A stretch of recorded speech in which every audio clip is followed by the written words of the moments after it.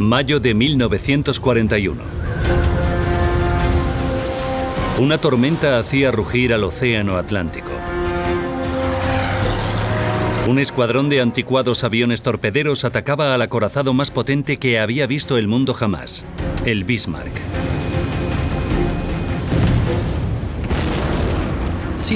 Me parecía increíble ver unos aviones de aspecto tan obsoleto yendo hacia esa montaña de fuego.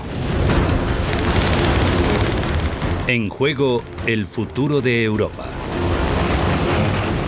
Si el Bismarck cumplía con éxito su misión, el sistema de convoyes aliados desaparecería y Gran Bretaña se rendiría. En realidad fue el punto crucial de la Segunda Guerra Mundial.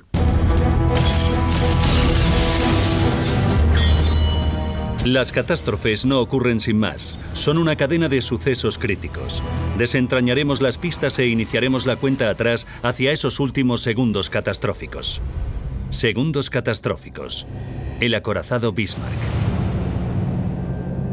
Atlántico Norte. 24 de mayo de 1941. Acorazado King George V.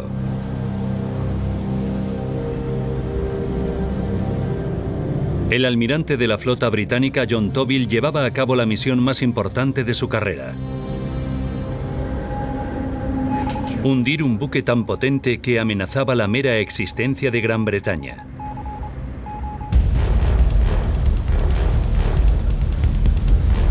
El Bismarck, el buque insignia de la Marina de Guerra alemana. Compartió su viaje inaugural con el crucero pesado Prinz Eugen. Toby envió una flota para interceptar su ruta.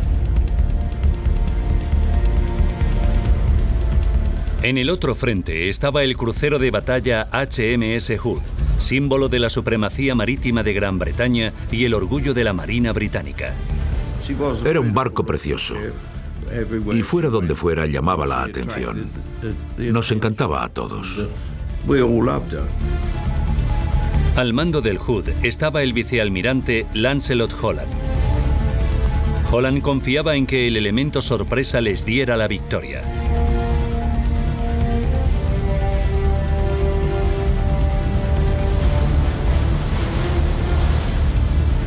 El Bismarck y el Prinz Eugen estaban a 30 kilómetros al norte del Hood.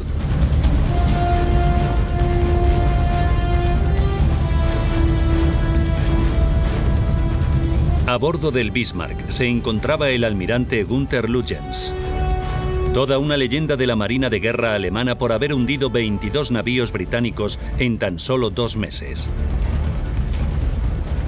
Al amanecer, vio aproximarse al HMS Hood.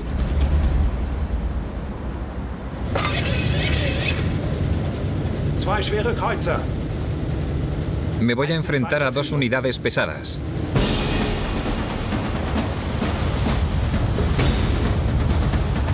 ¡Schnell! ¡Galoppen! ¡Die Leuten! ¡Die letzten Seiten! ¡Schnell, die Boote! ¡Die Boote gannen!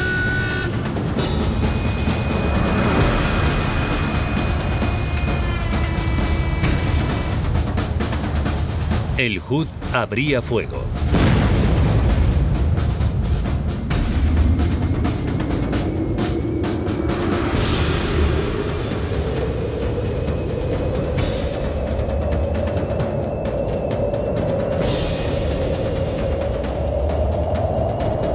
Curiosamente, Lutyens no dio orden de responder al fuego.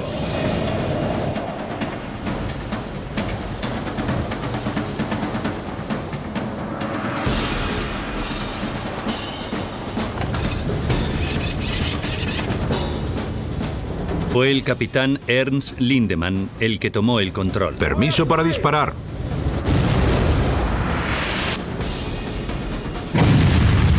Llovieron proyectiles en el estrecho de Dinamarca. Una salva alcanzó al Hood. Perforó hasta la barbeta.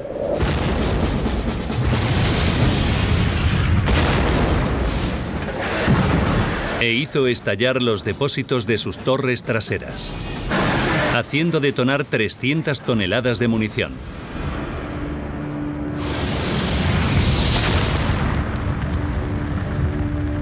La gigantesca embarcación se partió en dos y se hundió en tan solo 2 minutos. Más de 1.400 marineros perdieron la vida, entre ellos el vicealmirante Holland.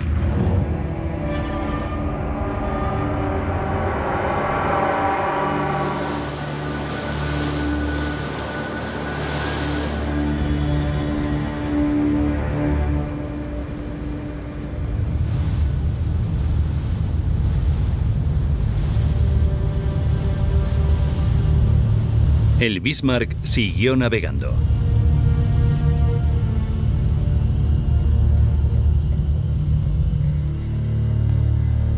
La noticia de la desaparición del Hood se extendía por todo el mundo. El mejor crucero de batalla del mundo era el HMS Hood. Su hundimiento ha acabado con la vida de 1.341 oficiales y marineros. Nuestro más sentido pésame a los familiares de estos hombres tan valientes que perdieron la vida cuando un proyectil del acorazado alemán Bismarck alcanzó sus torres traseras. Se anunció por megafonía que habían hundido el Hood. Y en ese momento no nos lo creímos, porque pensábamos que nada podía con él, que no había embarcaciones que pudieran con él.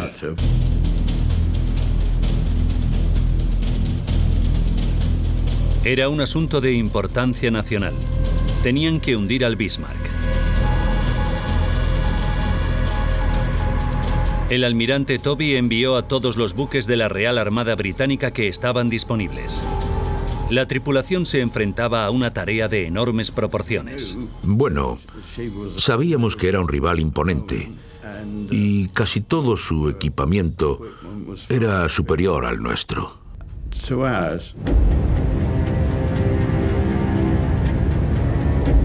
Con 88 cañones y una precisión de más de 35 kilómetros de distancia, una velocidad máxima de 30 nudos y un blindaje de más de 30 centímetros de grosor, el Bismarck era el acorazado más aterrador que jamás se había construido. Su misión, la rendición de Gran Bretaña.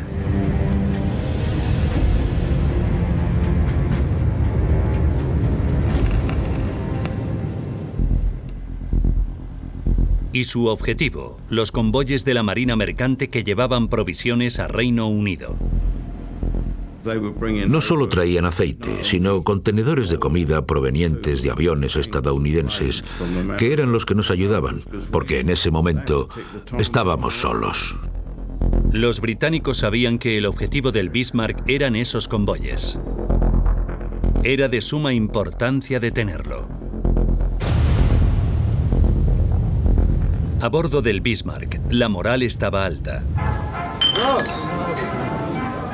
La tripulación celebraba haber hundido el HMS Hood comiendo y fumando.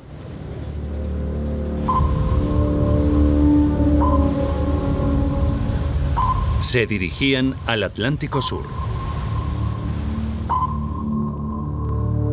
La flota del almirante Toby le seguía. 2 navíos tienen al Bismarck al alcance de radar. Su trabajo consistía en seguirle la pista durante la noche. Pero a las 4 de la mañana del 25 de mayo, Toby recibía malas noticias.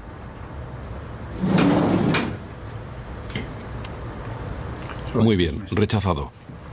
El crucero inglés HMS Suffolk había perdido al Bismarck en sus pantallas de radar. El acorazado alemán andaba suelto por algún lugar del océano Atlántico. Íbamos a interceptarlo cuando nos comunicaron que habían perdido contacto con él. Había desaparecido y estaba libre. Aviones de observación y acorazados escudriñaban el océano. Pero no encontraban nada.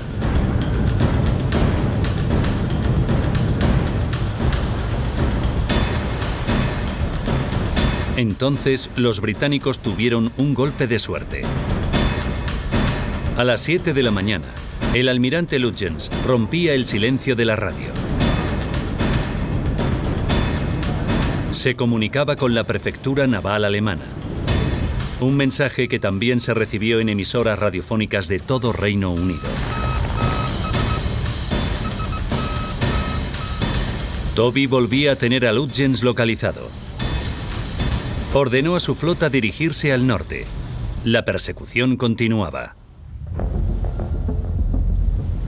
Pero el Bismarck se dirigía al sur, hacia la Francia ocupada.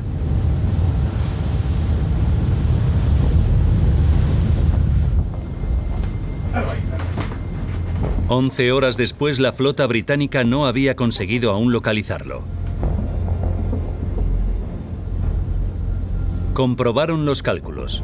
Los ingleses habían cometido un gran error. Navegaban en la dirección equivocada.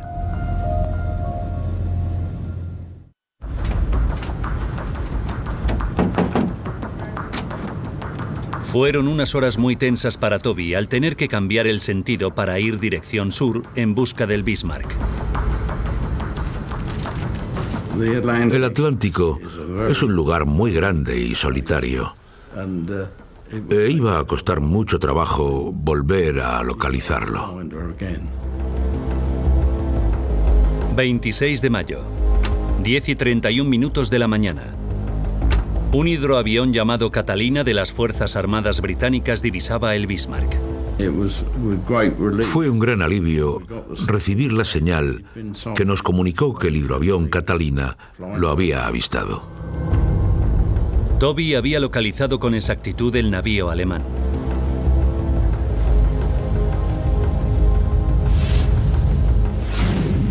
Estaba a 18 horas de aguas francesas y del apoyo de las fuerzas alemanas. Pero no la alcanzaría a tiempo.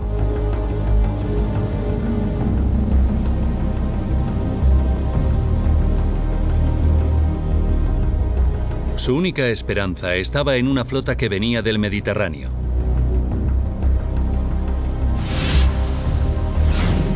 En ella se encontraba el portaaviones Ark Royal con un escuadrón de aviones de ataque torpederos Swordfish.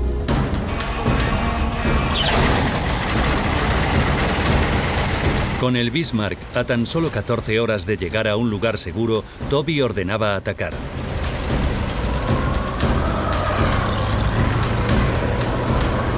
Estos ligeros aeroplanos se enfrentaban a unos cielos tormentosos. Volaron durante una hora en condiciones atroces. Casi sin poder verse entre ellos, dependían del radar del torpedero principal. Divisaron un barco.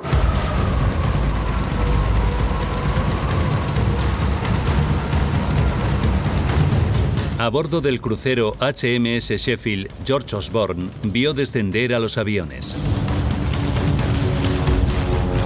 De repente, miré hacia arriba y le dije a mi compañero, «Nos van a atacar». Y él me contestó que no fuera ridículo. Sin ser conscientes de ello, los pilotos se dirigieron a uno de sus barcos.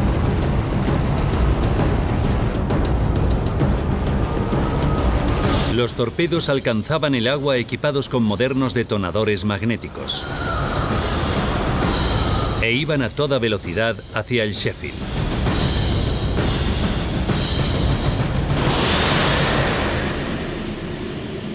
Afortunadamente para nosotros, los que nos alcanzaron tenían detonadores defectuosos, por lo que no pudieron explotar. El Bismarck estaba ahora 4 horas más cerca de aguas francesas. A Toby le comunicaban la desafortunada misión. El tiempo empeoraba. Las condiciones de vuelo eran prácticamente imposibles, pero no tenía elección. Ordenó otro ataque aéreo. La tripulación se esforzaba por armar y proveer de combustible a los Swordfish en la cubierta del portaaviones. Con un viento de 70 km por hora y el navío tambaleándose, 15 Swordfish se enfrentaban a unos cielos muy peligrosos.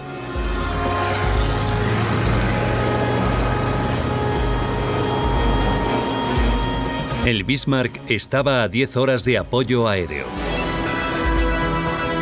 Lo único que Toby podía hacer era esperar.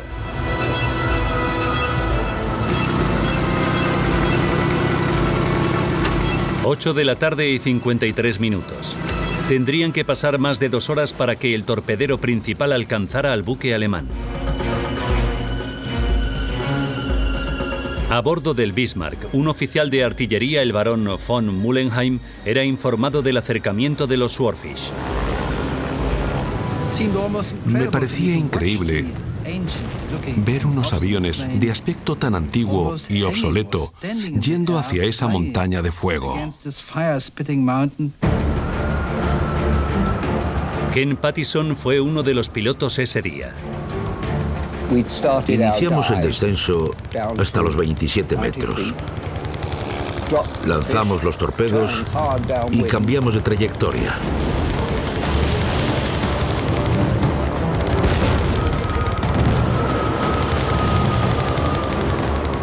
Y cuando giramos, mi observador miró hacia la parte de atrás del avión y vio cómo se autopropulsaba nuestro torpedo. Un único torpedo alcanzó la parte trasera de la embarcación.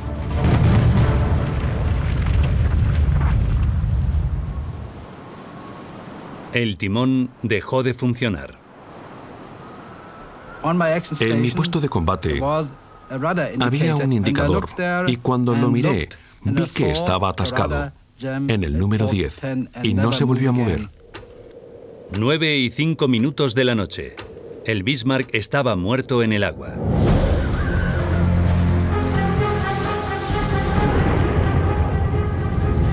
Sus enormes timones habían quedado atascados y no podían ser manipulados por la tripulación.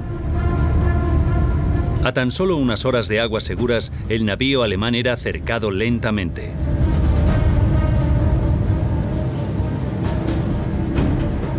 Lutyens y su tripulación ya no podían dejar atrás a sus enemigos.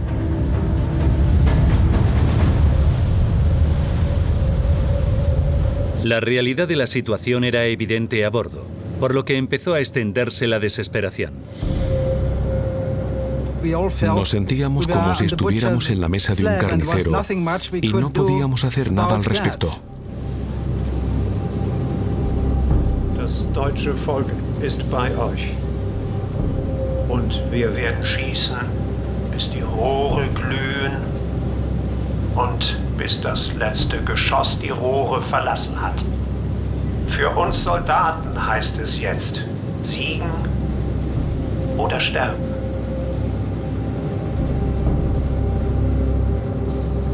La tripulación temía no poder sobrevivir.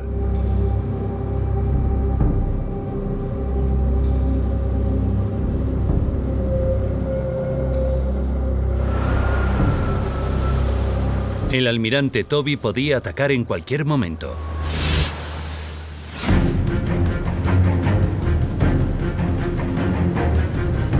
Para reducir el riesgo de fuego amigo, esperó hasta la mañana siguiente. 8 de la mañana y 47 minutos. El 27 de mayo los británicos abrían fuego.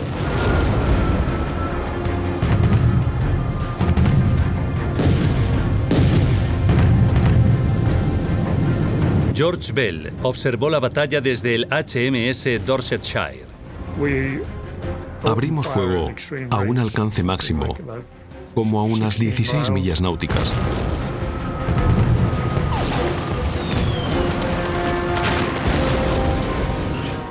Y pronto empezamos a alcanzar nuestro objetivo. A los pocos minutos un impacto destrozaba el puente de mando y a la vez al almirante Lutyens.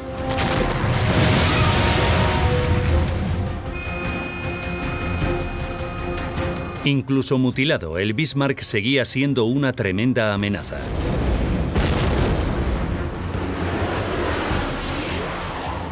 Vimos que disparaban, pero no nos alcanzaron, afortunadamente. Los navíos británicos lo rodeaban.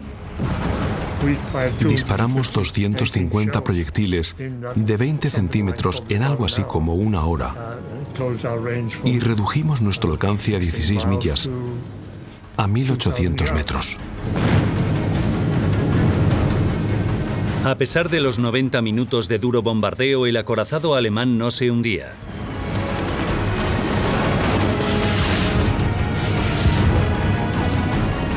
Toby recurrió al Dorsetshire, el único crucero que quedaba con proyectiles.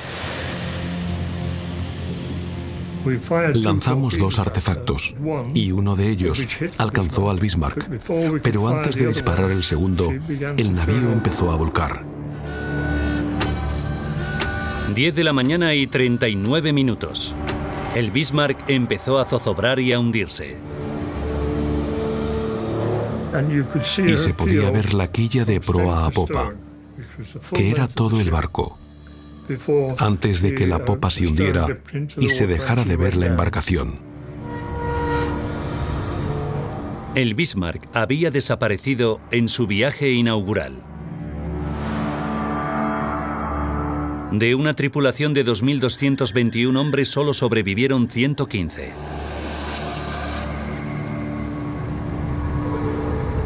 En solo 4 días, 2 de los navíos más grandes del mundo se habían hundido y 3.500 hombres habían muerto.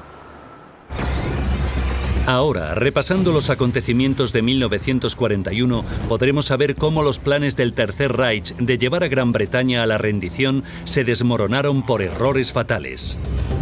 Alemania desaprovechó su oportunidad de ganar la guerra en Europa Occidental.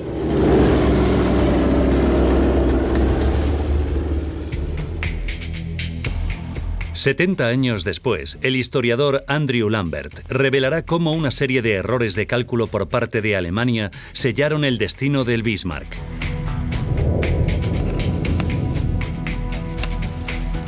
Marzo de 1941. Alemania tenía que derrotar a Gran Bretaña para conseguir el dominio total de Europa Occidental. La supervivencia de la isla dependía de que las provisiones cruzaran el Atlántico.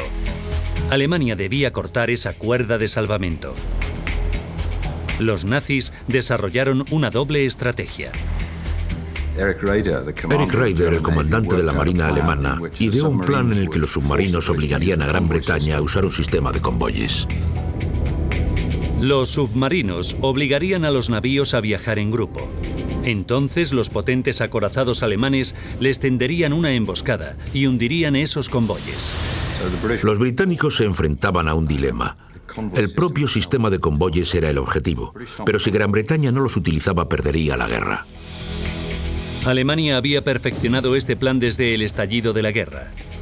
En 20 meses había hundido 6 millones de toneladas de embarcaciones. Ahora su mejor acorazado estaba listo para causar estragos en el Atlántico. Su misión se llamaba Operación Rheinübung. El plan original de la Operación Rheinübung era sacar todos los navíos de superficie alemanes disponibles. El Bismarck, el Prinz Eugen, el Scharnhorst, el Gneisenau, los del Admiral Hipper y posiblemente los del Admiral Echer también. Pero antes de iniciar la Operación Rheinübung hubo un grave contratiempo. Casi todos los acorazados alemanes estaban inhabilitados. Por desgracia para ellos, el Scharnhorst y el Gneisenau, sus otros 2 acorazados, acababan de volver de un ataque de convoyes en el Atlántico y habían sido bombardeados en Brest, Francia, por lo que no estaban operativos. Así que, en lugar de una docena de navíos, los alemanes terminaron enviando solo 2. Para Lambert, esta decisión fue el primer error crítico de cálculo. Ya que habían planificado una gran operación, los alemanes podían haber sido más listos y haber esperado hasta poder enviar más embarcaciones. Pero la seguridad de los alemanes en su estrategia hizo que actuaran sin ninguna cautela. Solo ese año habían hundido 22 buques aliados. Estaban impacientes. Creían que tenían cerca una victoria total. Una vez en el Atlántico, el Bismarck y el Príncipe Eugen se ocultarían en la inmensidad del océano y hundirían los convoyes por sorpresa. Pero no podían ser avistados alrededor de Gran Bretaña. De nuevo, no creían tener razones para preocuparse. Los alemanes habían llevado a cabo más de media docena de misiones en el Atlántico desde 1939 y en ninguna habían sido interceptados. Por eso estaban muy seguros de que saldrían victoriosos de esta misión también. Otro error de cálculo. Los británicos sufrían la campaña alemana de ataques a sus convoyes y se tomaron la amenaza de un potente acorazado como el Bismarck muy en serio. Si el Bismarck se adentraba en el Atlántico y cumplía su misión, el sistema de convoyes desaparecería y Gran Bretaña se tendría que rendir. Fue el punto crucial de la Segunda Guerra Mundial. El Bismarck, el acorazado más grande de Europa, debía llegar al Atlántico sin ser avistado. Pero Andrew Lambert cree que Alemania subestimó el sistema de espionaje británico. Como habían ocupado tantos países, Dinamarca, Noruega, Francia, Holanda, Bélgica, había mucha gente en esos países que no tenían problemas en pasar información a los británicos. La noticia solo tardó 48 horas en llegar a Gran Bretaña. El Bismarck y el Prince Eugene pararon en Bergen, Noruega, a repostar. Lo que le dio a Gran Bretaña la oportunidad de localizarlos. Los británicos estaban totalmente obsesionados con localizar el buque. Sabían que iba de camino, sabían dónde esperarlo y cuando llegó a Bergen no fue ninguna sorpresa. Un Spitfire de reconocimiento se puso justo encima de él y le hizo una fotografía. Con esta imagen, la operación Reinübung volvía a estar en peligro.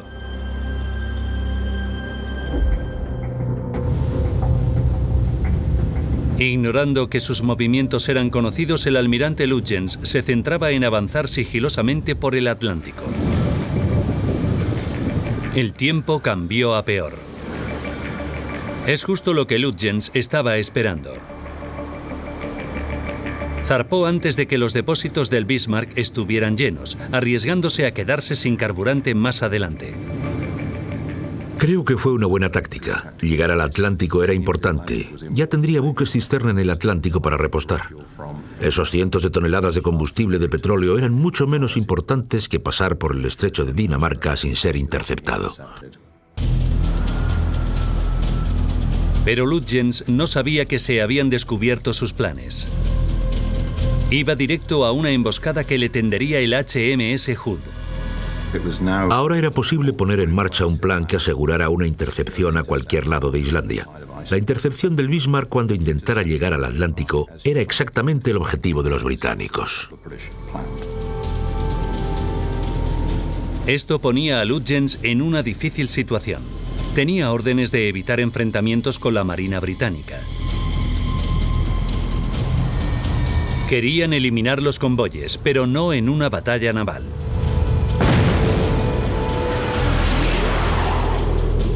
Cuando el Hood atacó, Lutyens no sabía qué hacer. No respondió al fuego. Estaba minado por un oficial de menor rango, el capitán del barco Ernst Lindemann. Jan Vitt ha encontrado pruebas de la fricción que había entre ellos. Hay que tener en cuenta que veían la operación desde diferentes puntos de vista. El capitán del barco es responsable de las tácticas. Por tanto, Lindemann pensaba tácticamente, mientras que el almirante tenía que pensar estratégicamente. Lutyens se centró en seguir las órdenes. Lindemann se centró en el futuro inmediato del buque. Tomó la insólita decisión de hacer caso omiso a su superior.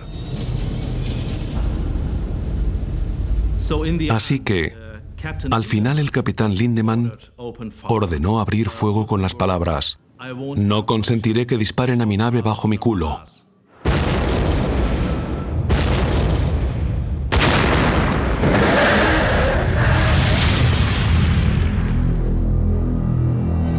El Hood desapareció. Mientras Alemania lo celebraba, Lutyens pensaba en lo que se avecinaba. No quedó satisfecho con el triunfo. Lo que es interesante es que Lutyens, en lugar de regocijarse en su éxito, parecía estar deprimido y desmoralizado. Se había dado cuenta de que después de hundir el orgullo de la Marina Real, era muy probable que los británicos no pararan hasta acabar con ellos. Lutyens era consciente de que los británicos harían todo lo posible para vengar el hundimiento del Hood. La destrucción del Hood fue una gran catástrofe para los británicos. Pero no fue un desastre que les desmoralizara, sino que les dio un deseo irrefrenable e inmediato de venganza. Para empeorar las cosas, el Bismarck había sufrido daños en la batalla. Un proyectil del Prince of the Wales había alcanzado su proa, perdía combustible y también su velocidad se había visto reducida. La pérdida de combustible forzó la reducción de la velocidad del Bismarck, neutralizando una de sus grandes ventajas, la velocidad. La apuesta de Lutyens de zarpar sin terminar de repostar empieza a fracasar. Debía volver a probar suerte. Tenía que idear o tenía que tomar la decisión de abortar la operación o seguir adelante con ella. En este momento tan crítico, la tensión entre los veteranos oficiales volvía a surgir. Hubo una discusión entre el capitán del Bismarck, Lindemann, y el almirante Lutyens sobre si seguir adelante o regresar a Noruega. Lindemann quería regresar a Noruega. Su prioridad era su barco. Lutyens pensaba en una misión aún más grande. Si el Bismarck podía llegar a la Francia ocupada, podría ser reparado y prepararse para atacar a los convoyes británicos.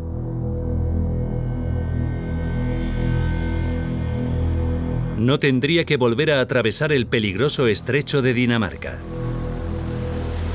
Finalmente, Lutyens hizo caso omiso a Lindemann y ordenó seguir adelante para llegar a aguas francesas.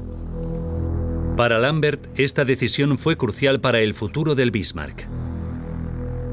Podían haber vuelto a casa, pero él decidió no hacerlo. Y fue un error muy grave. Lutyens creía que podría llegar a las seguras aguas de Francia sin problemas, a pesar de saber que los británicos le pisaban los talones. Podía escuchar sus señales de radar, pero subestimó la capacidad de su nueva tecnología. Lutyens seguía escuchando las emisoras de radar del HMS Suffolk, por lo que sabía que los británicos le tenían localizado. Lo que Lutyens no sabía es que las señales de radar que podía escuchar no llegaron nunca a los británicos, porque sus buques estaban demasiado lejos.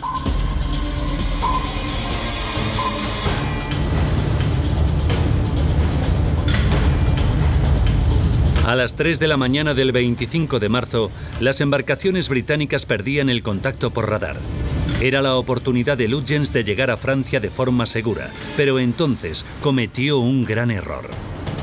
Decidió enviar largos mensajes de radio a la prefectura naval alemana, dando a los británicos una perfecta oportunidad para volver a conectarse.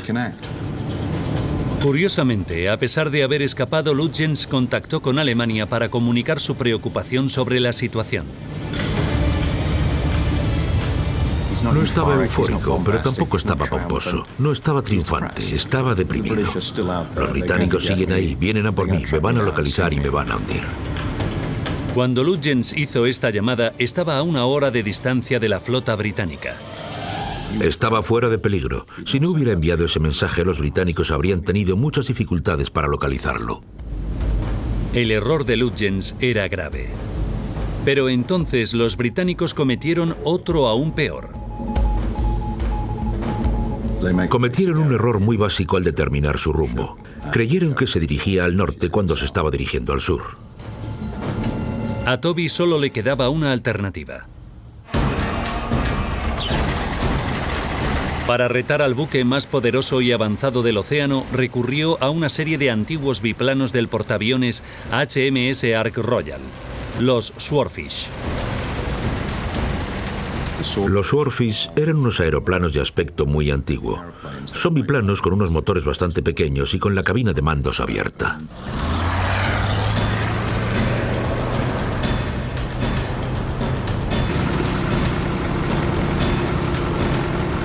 Pero esta enorme diferencia de tecnología entre el buque y el avión fue el gran triunfo de Gran Bretaña. Los potentes cañones antiaéreos del Bismarck eran demasiado avanzados para estos anticuados aviones. El oficial de artillería alemán comunicó que sus baterías antiaéreas no podían alcanzar a los Swordfish.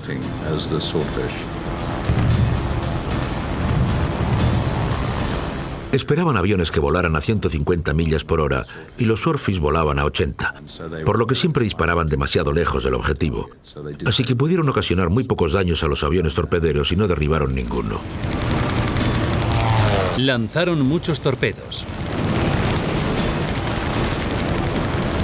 Fueron directos al casco del Bismarck, pesadamente armado. Pero incluso el buque más potente del océano tenía su talón de Aquiles. Hay que tener en cuenta que el timón y los árboles de hélice son los puntos débiles de toda embarcación.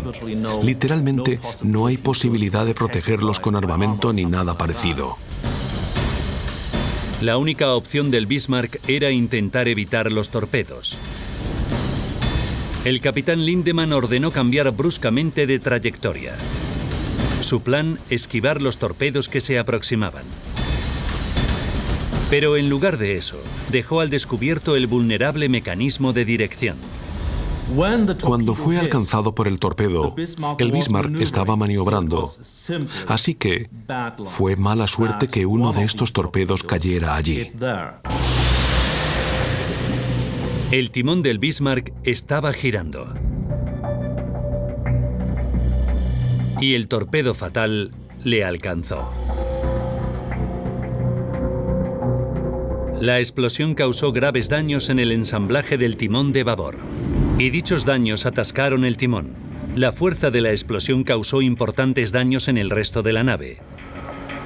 El Bismarck era ahora imposible de gobernar. El torpedo de los Swordfish detuvo al Bismarck e inició la última batalla en la que quedaría destrozado. Fue el punto crucial de toda la persecución. No se podían cometer más errores ya. Iban a hundirse. La cuestión era ¿cuánto tardaría? La mañana del 27 de mayo el destino del Bismarck estaba decidido. A las 10:39, el Bismarck desaparecía entre las olas.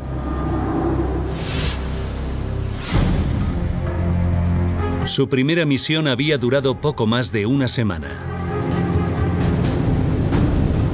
Había hundido al crucero de guerra más grande de Gran Bretaña y esquivado todos los radares enemigos. Pero el acorazado más avanzado del mundo fue derrotado por unos aviones lentos y anticuados.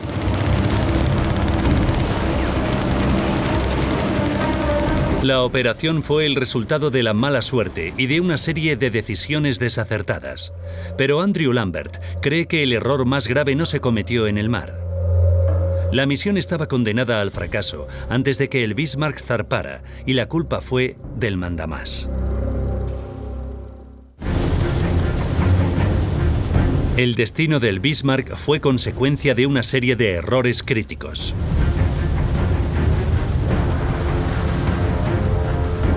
...19 de mayo... 8 días para el desastre. Comenzaba su misión sin la flota que en principio iba a acompañarle. Al día siguiente, el sistema de espionaje aliado destapaba el secreto de la operación. No llenó del todo sus tanques de combustible en Bergen. 3 días para el desastre. Lutyens decidía dirigirse a Francia en lugar de regresar. Y envió un mensaje a Berlín revelando su posición a los británicos. 13 horas para el desastre. Una maniobra equivocada durante el ataque de los Swordfish inhabilitaba el timón.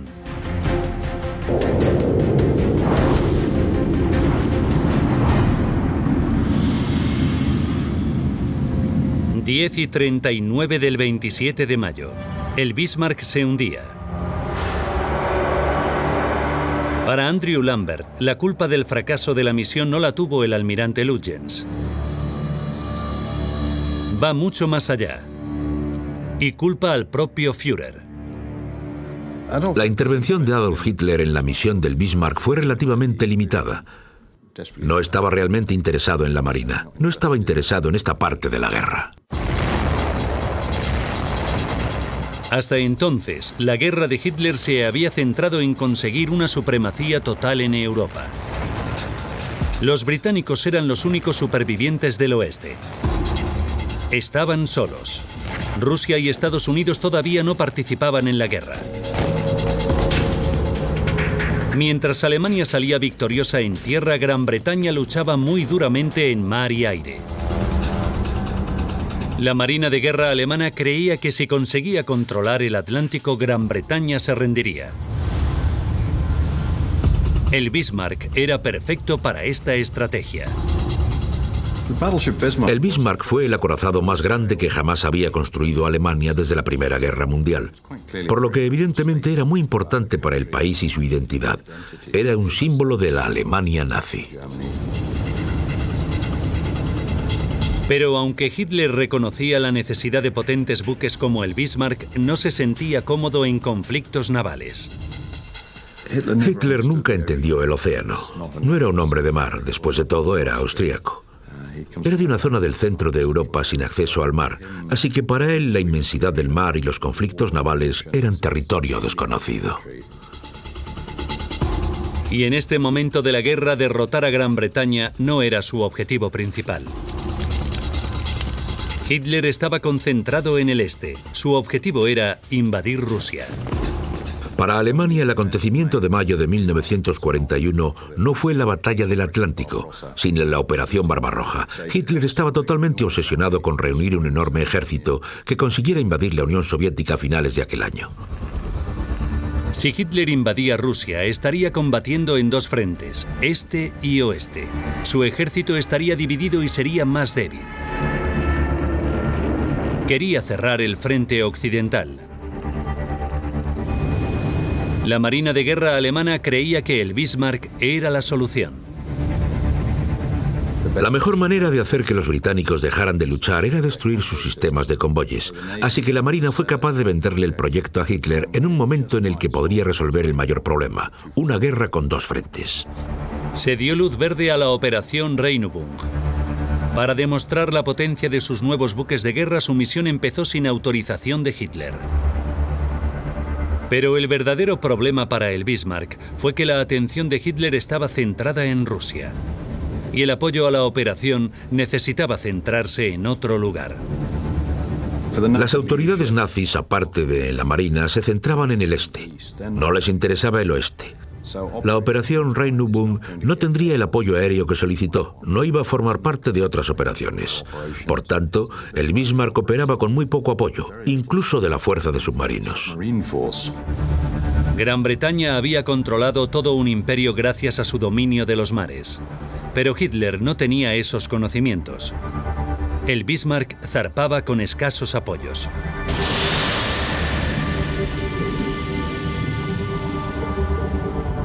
Ocho días después, desaparecía.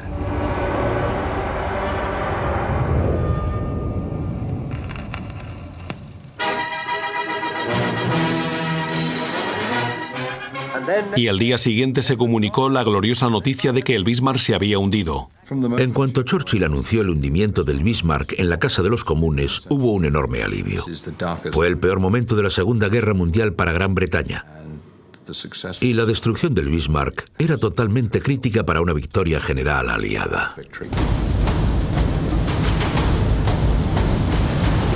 Esa semana de mayo de 1941 fue fundamental en la Segunda Guerra Mundial. Si el Bismarck hubiera logrado su objetivo y Gran Bretaña se hubiera rendido, no habría sido posible la liberación angloamericana de Europa. Cuando el Bismarck se hundió, los alemanes perdieron la oportunidad de ganar a Gran Bretaña y, en definitiva, de ganar la guerra.